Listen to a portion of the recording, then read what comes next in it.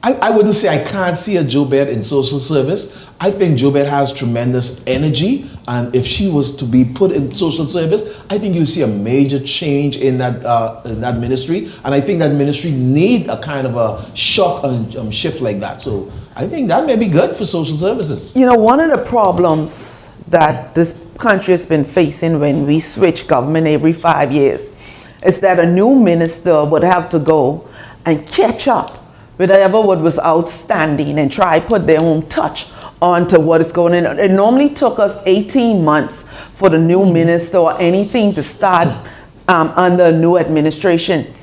The advantage that this administration have is that many, all except one of the cabinet minister, was re-elected. And so when we look at, let's use Minister And he will Jobette. still be a cabinet minister. Yeah, let's use Minister Jobette, who's doing a outstanding job in the Ministry of Energy. So much so that the Ministry of Energy in the new era of energy here was mentioned also in a report that of course the Bahamas to be upgraded. They said they like what they see that is happening. This is under Minister Jobette's leadership. The transformation that is taking and BPL is underneath Minister Jobette leadership. The LNG that is coming online is under Minister Jobette leadership. When you look at what is being the solar plants that are going, the different contracts that already been signed for different family islands. So that means a new minister will have to catch up when Jobette is almost the architect of these transformational things that is happening in energy. And so I think she's a great fit. I'm not saying that she would not be a wonderful minister of social service because of a caring attitude towards people. But right now, what is happening in the new era in energy, I think she needs to continue. Agreed with that. A steady hand. Well, listen, as before we move on to one of those cabinet ministers who will be reassigned elsewhere, I'd like to kind of inject in here about the political season and media houses. There's been a lot of back and forth, and it is to be expected during a political season of biases and favoring one party over another. Certainly, many of those words were aimed right here at me and my biases. Let me tell you about what happens during an election season. All political parties are made well aware, well in advance of this. Whenever there's a political season, the operation of a show, for example, like Beyond the Headlines, changes. Political parties are made aware that to appear, whether it's an interview, whether it's you and your party, whether it's a special show, whether it's covering of a rally, that those things then must be facilitated through the sales and marketing department. It doesn't just happen here. It happens everywhere in media. And so when many of you saw, and you saw me, for example, covering, say, a PLP rally, and I would say 1,000,000 times in a broadcast, this is a paid political broadcast. That is what that means. Now, that was not just something extended to the PLP, for example. That was made available to anyone who actually wanted, any political organization or independent candidate. You all saw Dr. Minnis was here a few times because it was available to anyone. I did not select, choose, and refuse who could sit here with me or where I went to cover. I was simply told, Shanique, so-and-so has purchased this amount of time on the show, or you are assigned to wherever it is, and I went and I provided the best coverage I could. And so, Bahamians, let us all go higher. How about that? Yeah, that's the boss words, but that's in his theme. But no, I say that to say, because we do ourselves a disservice when we choose just to be lackluster. When we choose to act that way and show up that way. Furthermore, it was on the screen in every broadcast, paid political broadcast. We didn't make that up. That was there because monies were exchanged for media coverage. And so this happens and has been happening for years in media. It wasn't just invented this election season. It's been happening. This is how media houses make their money. They look forward to an election season because they know that's one of the times in the life of a media house where they are guaranteed to make extra money. So let's read more. Let's read more this term in 2026 and beyond. Let's do that. Let's read more. Let's pay attention. Let's understand what's being said, not being fed by whomever it is that you're listening to, pay attention as well. And even if you listen, but listen also to what someone else is saying, so then you can go and make a better, more rounded, well-informed decision or conclusion. And so let's just do that. I just needed to say that this evening, and I hope that that registers. Meanwhile, you all, you all wanted to jump in? Let me briefly say on that.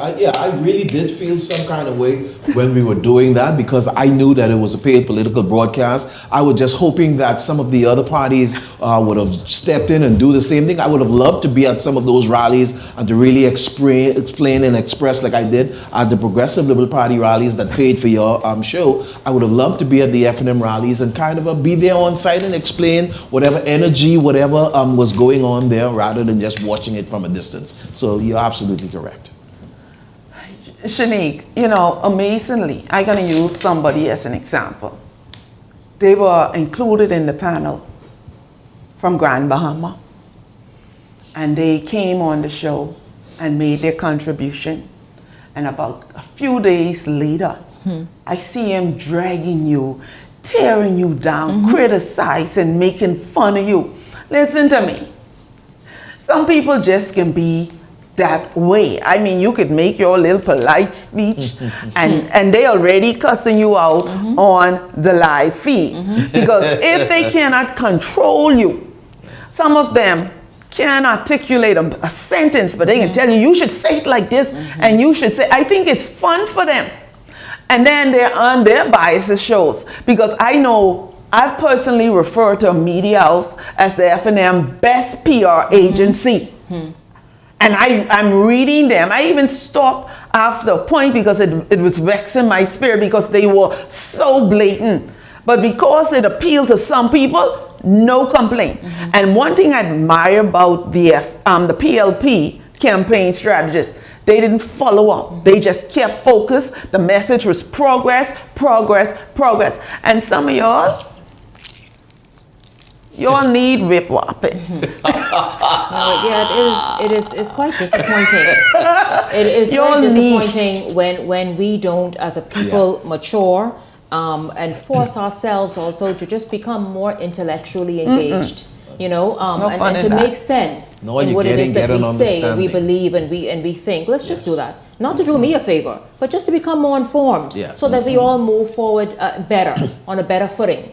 You understand? Well, let's just talk about this, you all. A new cabinet role is being set aside for former National Security Minister. So we see Wayne Monroe, who was defeated at the polls in Freetown, will not be reappointed as National Security Minister.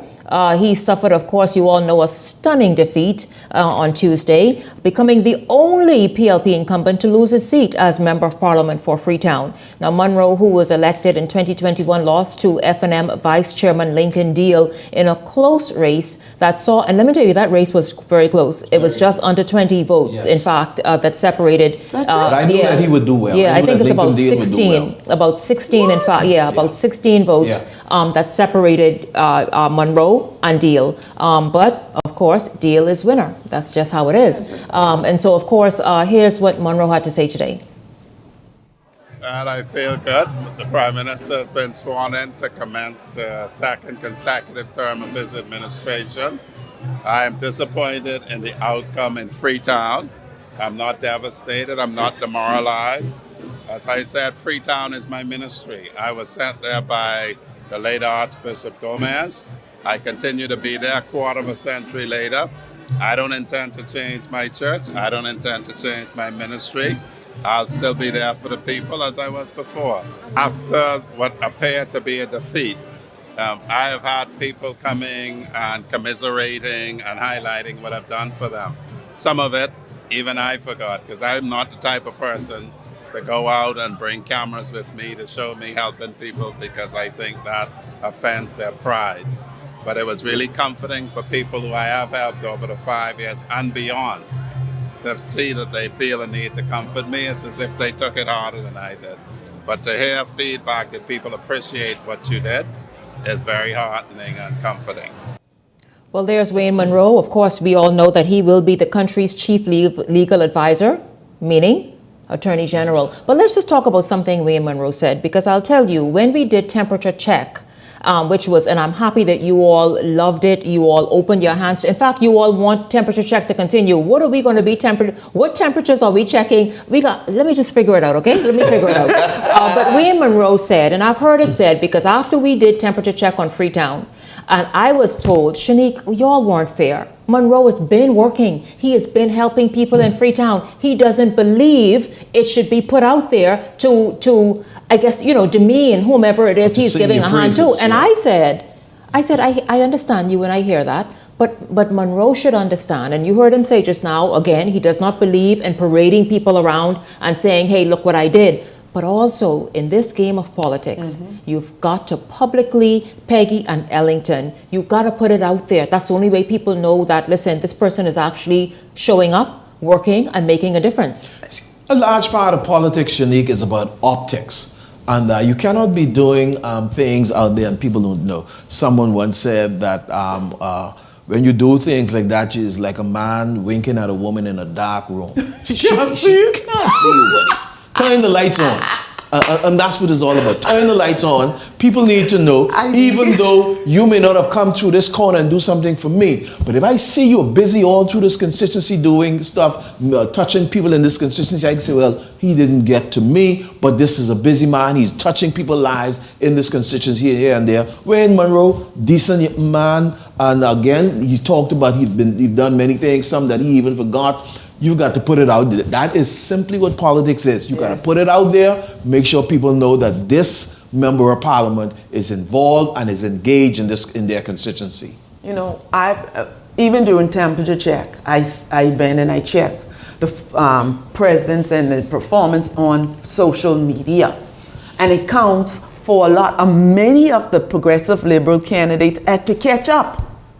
And I know they had to catch up because I went on their page, I took some of the material and I created TikTok videos and I shared them. And some of the time it was the first time people were aware of what they're doing. In politics, if the people don't see it, you ain't doing it. That's right. You ain't do nothing. They ain't do nothing. I want to applaud also our politicians in this election season.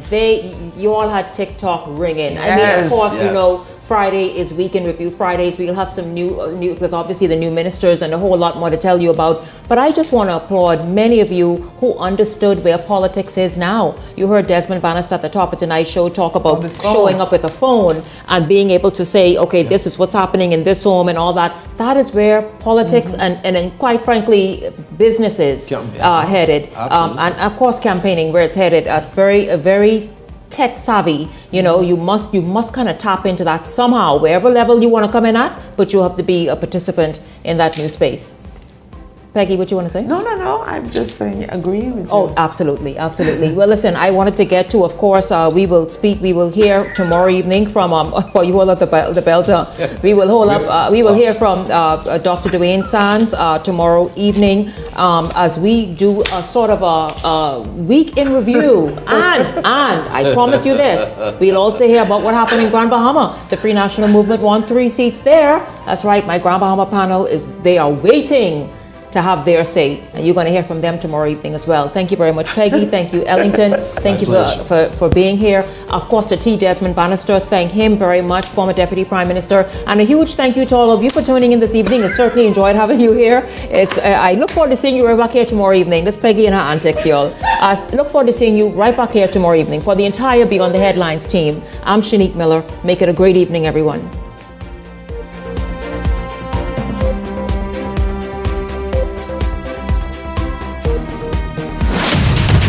The Verizon Media Group, home of ILTV, Paramount Systems Limited, Eyewitness.